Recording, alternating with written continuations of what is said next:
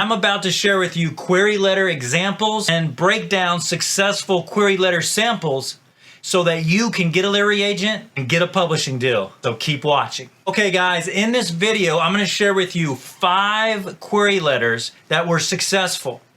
5 query letters from different genres, because what's worse than listening to a video, watching a video, listening to a podcast, or reading a book or a blog online when there's lots of different examples of query letters, but none that look like your query letter because there's none in your genre. 5 of these are fiction query letters, so there's not any nonfiction. Nonfiction is a whole different monster. These are 5 query letters for fiction, but they're 5 different genres, so that hopefully one of the genres will make the most sense to you. But watch and listen to all 5 because they all have tips, strategies, and secrets that you can use in your query letters to get literary agents and get published. I also want to share with you these 5 different query letters to show you that what works in one genre can work across any genre. The strategies of success remain the same. These 5 different samples and example query letters will be like templates for you so that you can write and edit and polish your own perfect query letter. Now, for some of these query letters, I'm going to share the full query letter because I have permission to do so. And for others, I'm just going to highlight different sections of the query letter, but I'm going to link the full versions of all of the query letters in the description below the video. By the way, what is a query letter? A query letter is usually a 1-page letter that you send to literary agents to convince them to request and read your full manuscript, a part of it or your full manuscript. Keep this in mind because every decision you make when you write your query letter should be based on the answer to this one question. Will this increase the chances that the literary agent is going to request my manuscript for review? If the answer is yes, leave it in. If the answer is no, take it out. Or at least make it better, only leave things in a query. A query letter is a 1-page letter that introduces you and your book to a literary agent. A literary agent introduces you and your book to a publisher. Okay, let's look at the very first query letter. This first query letter is for Untold Damage, which is for a mystery novel. Okay, the first thing I want you to notice about this letter is that it has a standard introduction. I call it the triple threat introduction. The author introduces the word count of the novel, the title of the novel, and the genre of the novel. Those are 3 things that a literary agent is going to be looking for. You might want to consider that too for your letter. Notice too how the title of the novel is in all caps. That's a standard in query letter, and when an author does that, it tells an agent that the author is a professional. It's just one of the things that tells an agent that the author is professional, but it's something to think about and consider when you're writing your letter. Now, if you look at the premise of this novel, you'll see that the author does what I call writes the pitch from 10,000 feet. He just gives the sweeping overview of the story. He focuses on just the main characters, just the very main conflicts in the story. When you write a pitch from 10,000 feet, you just give the sweeping overview. You want to talk about just a few characters, just your main character and your antagonist, maybe a love interest, maybe one other person, if you have to. After you watch this video, click on the links in the description and read the full query letters. You'll see that the agent commented on this very line saying that they really were fans of Big Ugly Secrets. Guess what? Human beings are big fans of Big Ugly Secrets. So if you have an ugly secret in your story, highlight it in your query, or at least consider doing so. It worked really well this time for this query. The last thing I want to point out is the personalization in this query. At the very end, the author says that he read about the agent on agentquery.com. The author says this: I'm writing to you because I read on agentquery.com that you were passionate about mysteries. I'm hoping that mine will be one that you could be passionate about. I really like this because it connects the agent's passion back to this query letter. It shows that the author did some homework, did a little research, so he's not just blindly submitting query letters, but he pinpointed this agent for this query letter, took the time out to do a little research, and he's connecting the research he did to the agent's passion and back to his story in the query. I think it's brilliant. Just as a little side note, what's really fun about this particular query letter is that as soon as she read it, she called to offer the author a contract. But he wasn't home, so she talked to his wife. So the agent spent time talking to his wife and demanded that she convince him to work with her. Okay, let's look at the second query letter. Okay, so the second query letter I want us to look at is called The Symptoms of Dying, and it's a middle grade contemporary novel. Check out this query letter. I think you're really gonna like it. Okay, first of all, we have to talk about the title of this novel, The Symptoms of Dying. It is such a compelling title. As soon as I read it, I had to find out more. So I think that's a big part of this query letter's success, at least initial attention and attraction, is that it has a great title. Think about the title of your story, and is it gripping? Is it compelling? Does it create curiosity and interest and mystery and intrigue? Like this one does. Next, this query letter has a great hook. Sentence number 1, 12-year-old Jacob Allen has a secret. We start off with a character with a secret. It creates mystery, it creates intrigue, but it goes even farther. 12-year-old Jacob Allen has a secret. He has a crush on his best friend, a boy. So not only is it a secret, it's a compelling secret. It's a juicy secret with lots of internal conflict, which also can create external conflict, usually does in stories, characters and their relationships. Notice also as you read through this query how the conflict keeps getting worse. I call that conflict escalation. When you write your own queries, think about the main conflict in your story and how it gets worse over time and highlight that in your query like this one. Right away, we see that his family, the protagonist's family, doesn't accept his crush on another boy. So there's already conflict. Then we introduce this other character, Olivia. Olivia has been in a coma for almost a year. She starts hearing voices, his voice, talking about this problem he's having this crush. We have escalating conflict on the outside, problems with family and relationships, and escalating conflict on the inside with anxiety escalating. Jacob's worried about Olivia. Olivia's worried about Jacob, and she really can't claw out of this coma to help him. And she's not even sure she wants to. Check out this one paragraph. It's actually the last paragraph of the pitch. Notice how the stakes are very, very high. The author says, to help Jacob, Olivia must open a door that's been locked for as long as she can remember. This next query letter is a science fiction query letter with some fantasy elements. And I wanted to share this one with you particularly because I think it's a fascinating story and fantastic query letter. So maybe you're not as polished as some of the other query letters that I'm going to share with you in this video. And maybe you can relate to it, and maybe together we can see how these raw elements and these raw materials can be even slightly tweaked to become something so fascinating and compelling to a literary agent. The query is for a story called The Sovereign Species, Coming of the Aldokktide.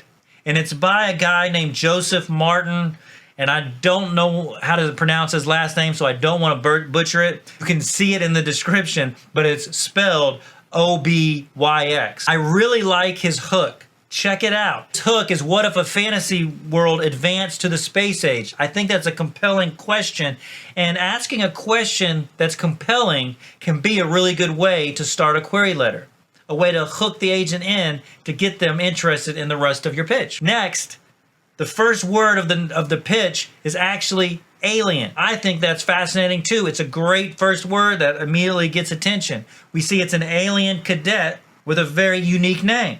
He's finally reached this transition point in the story, becoming a full soldier. We get a little bit of description about him and then some more description about the world and the technology at the time. And I kind of think that there is maybe too much information right up front, which is a real problem and challenge with fantasy and science fiction novels. How to get all the world building details in so we understand even the conflicts and the world of the story while still maintaining the interest of the agent. Now, I think there's lots of compelling information here. I think overall this query letter is really good and has all the raw elements to be fantastic. I just think that there might be a little too much information dumped right here at the beginning.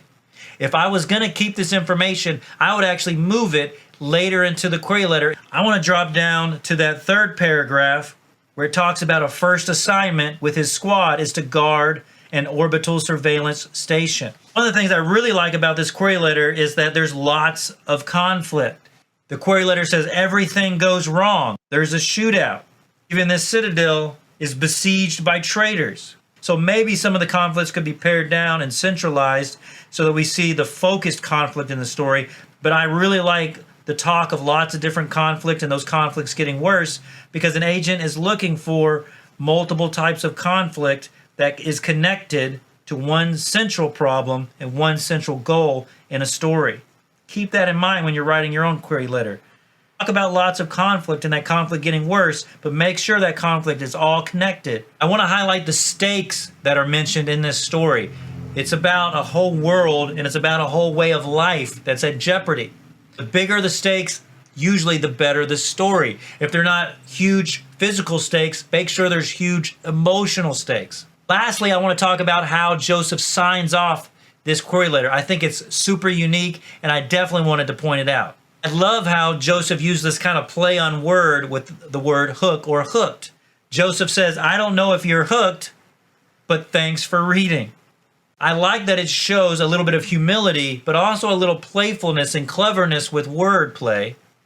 And it also thanks the agent for reading, which I think is a great idea. So if there's a unique way that you can sign off that's not overly cheesy, consider putting that in your story. I really like this one.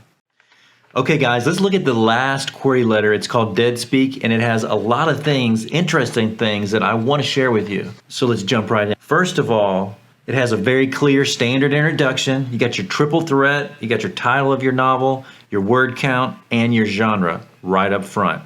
Really good. Then look at that hook, that first sentence of the pitch. Bam, that is a grabber. 14-year-old Bradley Ross thinks high school would be perfect if he could just stop dead people from talking to him. I really like that. And then also next you have contrast and conflict. You have this normal high school student.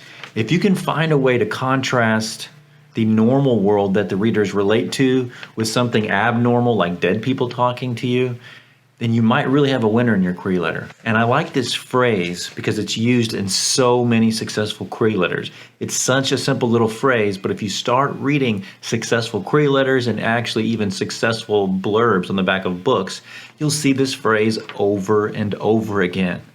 The simple phrase is, but when. It's just a transitional phrase, but it just means that something is about to change and probably for the worse. And yep, look at the query letter. The problem definitely gets worse. Now we have talking dead people, a missing best friend who is dead, and we have a murderer on the loose. And it's the principal. So now we have this power dynamic.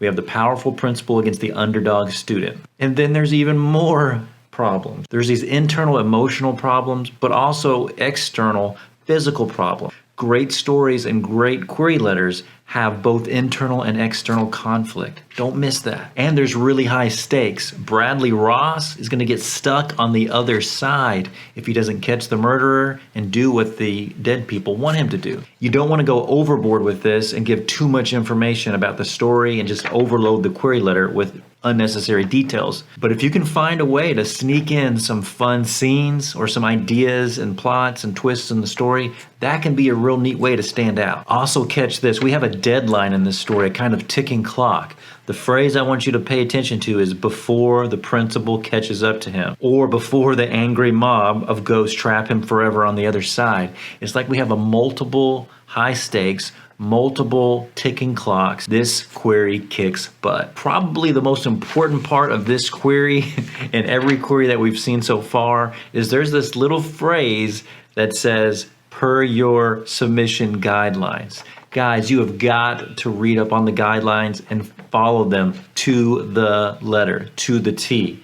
If you don't follow the guidelines, your query letter is probably almost certainly going to be rejected. Don't fall into that category. Read the guidelines, follow the guidelines, and get your query read by an agent. Okay, we made it finally to our last and fifth query letter. Let's check this one out. We finally got a romance going. So this query is a contemporary romance, and it's called, get this, Hot and Heavenly.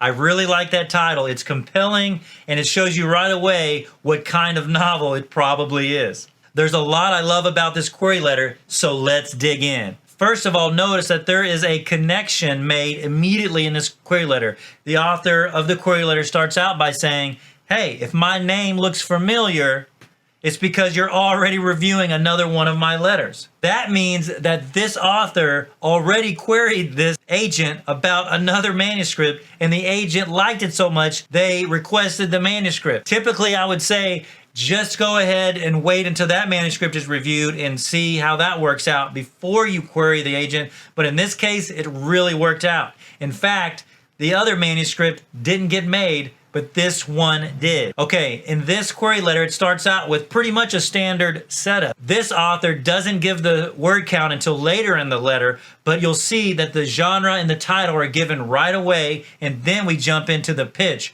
which I really want to talk about. Notice though how the intro is personal and unique. Personalizing your query letter is so important. Yes, you can send out a standard template, and that works sometimes too. If you can target a specific agent for a specific reason and comment on that personal connection without being creepy or weird, you can really set yourself up for success when an agent reads your query. So try to create an introduction that not only has the title, genre, and word count, but also creates a little bit of a connection between you and the agent. Next, I really want you to focus on how this author uses word choice. And even more than word choice is the tone and vibe of the query letter.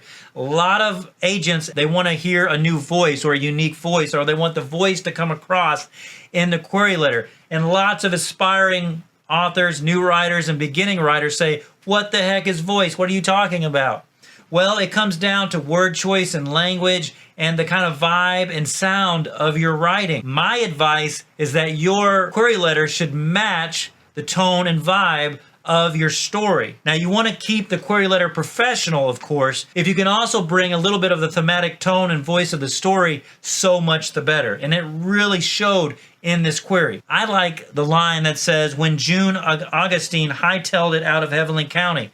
Notice that the county is called Heavenly, so that's probably part of the title, so there's already a connection there. An author that can create those kind of connections in a query probably is good at creating those kind of connections in the story itself. And I like the word hightailed. The author could have used all kinds of different words. She left, she got out, she was kicked out, but she said hightailed it out, which I think is a very unusual and fun and playful kind of word, and a great choice for this query letter. Also, notice the use of transitions in this query letter. You have when, but one thing, and now. You want to use these kinds of transition words in your query letter because every query letter that I've ever read that's been successful has included these kinds of transition words. Then, but when, but then, and now. Before long. Some kind of word to show that things are going to change and the story is going to evolve and the problem is going to escalate. So use transition words in your query letters to really make them stand out and match the query letters of professionals and of successful query writers across genres. So notice that the title of the story changed from the time it was published to the query letter. And the query letter was called Tough Love, and then it eventually became Hot and Heavenly. So realize that whatever title you come up with might actually be changed over time to be more marketable and to match the story and the reader base over time. And this is just one of those examples. I also want to focus on the emotional choice of the protagonist.